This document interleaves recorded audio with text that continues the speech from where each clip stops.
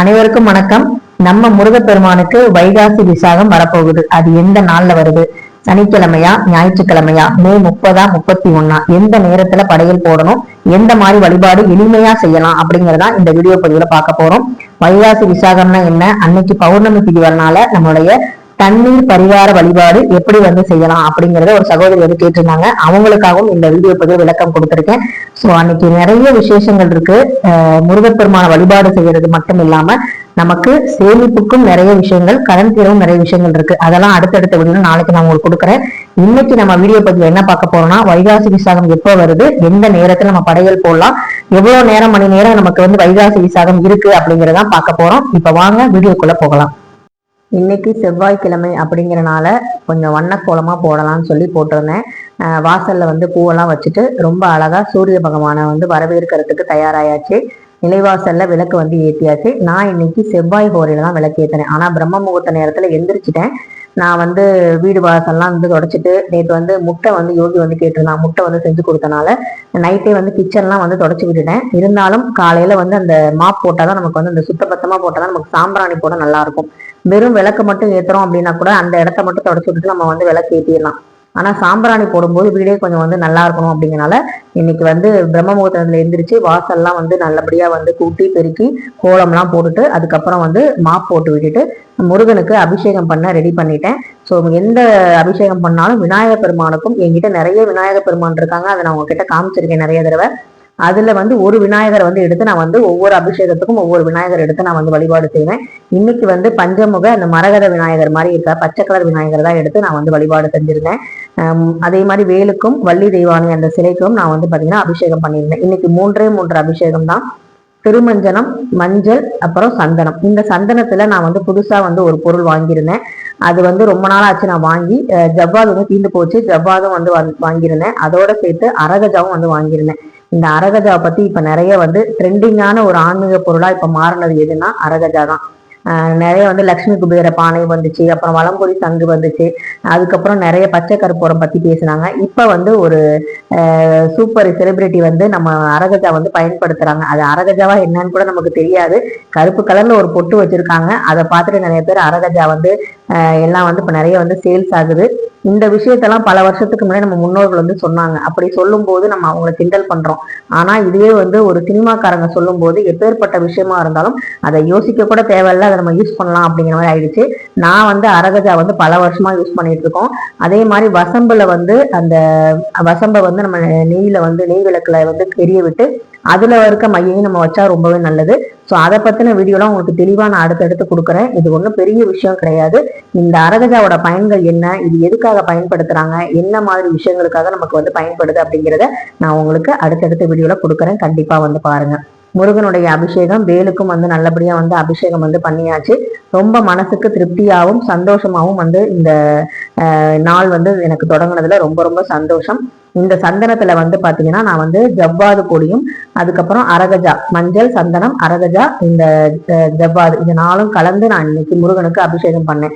எந்த ஒரு பொருட்கள் வாங்கினாலும் முதல்ல சாமிக்கு நம்ம படைச்சு பண்றது, சாமிக்கு யூஸ் பண்ணிட்டு நம்ம யூஸ் பண்றதுங்கிறது எனக்கு ரொம்ப பிடித்தமான விஷயம். அதனால நான் முதல்ல இன்னைக்கு அரகஜா நேற்று வாங்கிட்டு வர சொல்லியிருந்தேன். ஜவ்வாதும் அது ரெண்டுமே இன்னைக்கு முருகனுக்கு தான், முதல்ல விநாயகருக்கும் முருகனுக்கும் வேலுக்கும் தான் அதை வச்சு நான் அபிஷேகம் பண்ணியிருந்தேன். ஸோ இதை பத்தின டீட்டெயிலா வீடியோ உங்களுக்கு கண்டிப்பா கொடுக்குறேன். ஏன்னா இப்ப நிறைய பேர் ஒரு சாதாரண மைய கூட அரகஜான்னு கொடுத்து வச்சு நம்மளை ஏமாத்துறதுக்கான சூழ்நிலை இருக்குது. ஸோ அதனால அதெல்லாம் பார்த்து வாங்குங்க, ஏமாந்துடாதீங்க யார்ட்டையுமே. உங்களுக்கு விருப்பம் இருந்தா வைங்க, இதெல்லாம் வைக்கணும் அப்படிங்கிற அவசியம் இல்லை. எனக்கு கடவுள் துணை இருக்காரு அப்படின்னா நம்ம பாட்டு கடவுளை கும்பிட்டுட்டு போயிட்டே இருக்கலாம். இருந்தாலும் இதெல்லாம் எதுக்கு வைக்கிறோம் அப்படிங்கிறத நான் வீடியோல உங்களுக்கு சொல்றேன். ஸோ இப்ப நமக்கு வைகாசி விசாகம் மே 30 மே 31 அப்படிங்கிற ஒரு சந்தேகம் வரும். இப்ப நான் தெளிவா உங்களுக்கு இதுல நான் டைப் பண்ணியே போட்டுறேன், நீங்க நோட் பண்ணிக்கோங்க எந்த நேரத்துல படையல் போடலாம் அப்படிங்கிறதையும். மே 30 பிற்பகல் 12:55, அதாவது மதியம் 12:55க்கு தான் பௌர்ணமி தொடங்குது.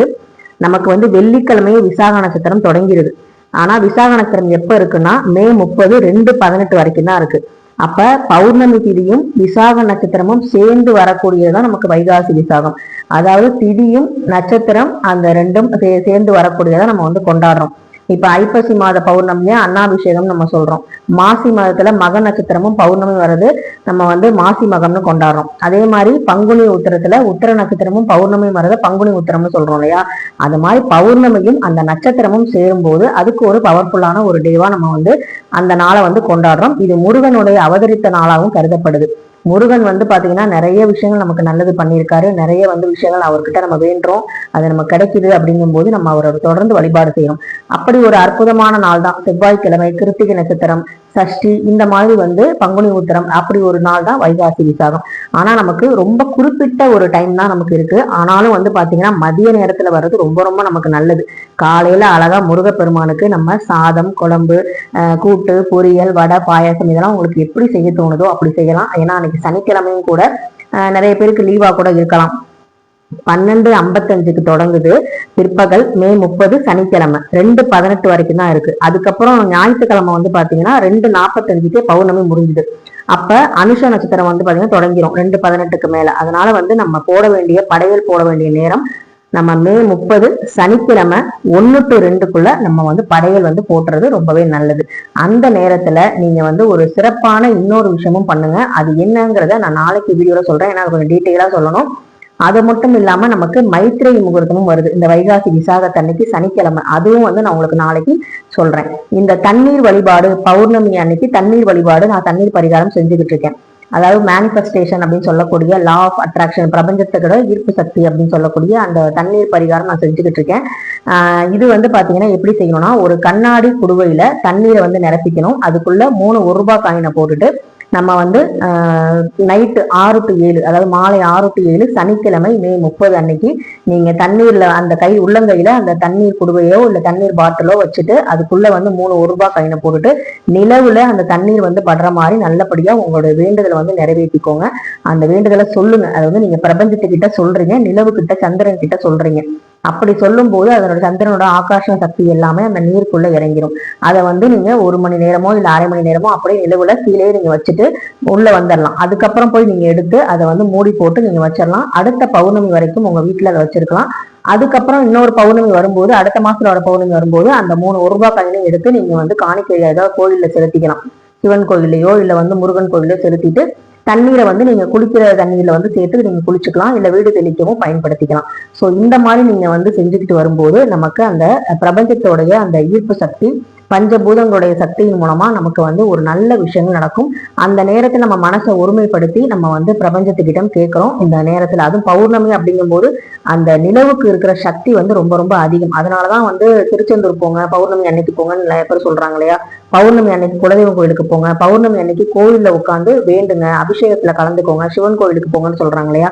அன்னைக்கு வந்து நமக்கு தெய்வங்களுடைய அந்த ஆகாஷ சக்தியும் அதிகமா இருக்கும், பிரபஞ்சத்துடைய சக்தியும் அதிகமா இருக்கும். அப்படிங்கிறதுனால ஒரு பாசிட்டிவான விஷயம் இருக்கும். அப்படிங்கிறதுனாலதான் இந்த மாதிரி விஷயங்கள்லாம் பண்றோம்.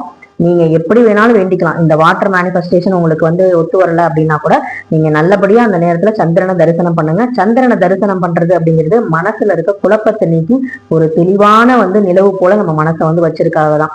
சோ அதனால வந்து சந்திர திசை நடக்குது, சந்திரனால வந்து மனக்குழப்பம் நிறைய வந்து இருக்கு நமக்கு அப்படின்னா சந்திர பகவானை நம்ம வழிபடுறது ரொம்பவே நல்லது. ஸோ அதுதான் நான் வந்து பண்ணிட்டு இருக்கேன். ஏன்னா மனசு தெளிவா இருந்தாதான் நம்ம உடம்பு நல்லா இருக்கும், உடம்பு நல்லா இருந்தாதான் உழைக்க முடியும், நல்லா உழைச்சாதான் நம்மளால வந்து சம்பாரிச்சு நம்மளோட குடும்பத்தை வந்து நல்லபடியா வச்சுக்க முடியும். ஸோ இது எல்லாமே வந்து கனெக்டிவிட்டி தான். ஸோ இப்போ உங்களுக்கு தெளிவா புரிஞ்சிருக்கும் வைகாசி விசாகம் எவ்வளவு மணி நேரம் இருக்கு அப்படிங்கிறத நல்லா புரிஞ்சுக்கோங்க.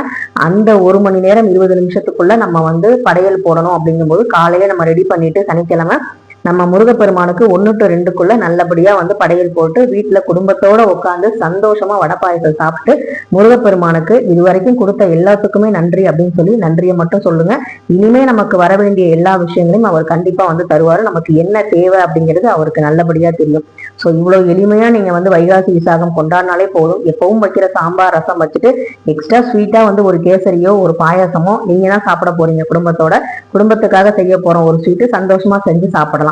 இந்த சந்தோஷம் தான் வந்து பாத்தீங்கன்னா நமக்கு பக்தி வந்து கொடுக்கணும். அந்த பக்தி தான் வந்து நமக்கு நிலையானதா இருக்கும். ரொம்ப எளிமையா நம்ம வழிபாடு செய்யும் பொழுது நமக்கு எந்த பிரச்சனையும் வராது.